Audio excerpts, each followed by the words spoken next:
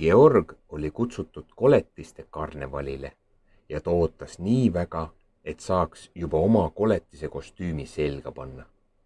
Minust saab kõige hirmsam koletis, ütles Georg ja kihutas trepist üles riideid vahetama. Ta tuhlas oma kostüümikastis ning leidis kauboi kübara, haldjakepi ja palju muud, aga miski ei tundunud piisavalt õudne. Nendes küll hirmsat kostüümi ei saa, kurvastas Georg.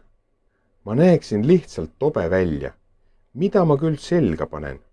Ema nägi Georgi pettunud nägu ning võttis tal naeratades õlgade ümbert kinni. Ära muretse, lohutas ema. Me teeme sulle ise koletise kostüümi. Georgi nägu lõi särama ja nad asusid tööle. Ema aitas Georgil leida käsitöökarbist kostüümi jaoks vajalikke asju. Sellest karvasest kangast saab toreda kostüümi, arvas Georg materjali valides. Igal koletisel peab olema hirmus nägu, lisas ta, pintseldades pappmaskile ohtralt rohelist värvi. Kui nad lõpuks tööga ühele poole said, kibeles Georg oma uut kostüümi selga panema. Georg hakkas harjutama koletise möörgid. Mörr, mörr. Siis püüdis ta teha ennast suureks nagu koletis ja tõstis käed pea kohale ja tegi madalat urisevat häält. Georg oli suurepärane koletis, aga ta muretses ikka veel. Mis siis, kui teised hakkavad minu üle naerma, mõtles ta endamisi. Karnevalile jõudes oli Georg ikka veel oma kostüümi pärast mures.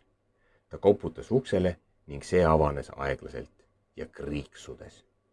Ukse avas seisid kummitus, luukere ja vampiir. Need olid Georgi sõbrad, kes kandsid hirmsaid kostüüme.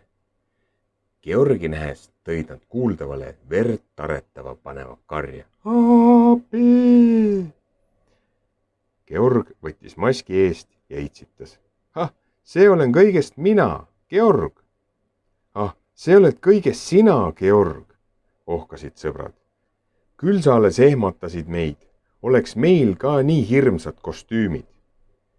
Georgil oli nii hea meel, et tema kostüüm sõpradele meeldis. Nad läksid koos tuppa ja pidu võis alata. Georg ei muretsenud enam üldse, sest ta teadis, et tal on peo kõige õudsam kostüüm. Ta sai isegi parima kostüümi auhinna. Tal oli nii uhke tunne, et ta hingas sügavalt sisse ja möörgas kõva häälega. Arr! Georgile meeldis, et peol mängiti tondimänge. Kõige rohkem meeldis talle ehmatamise mäng.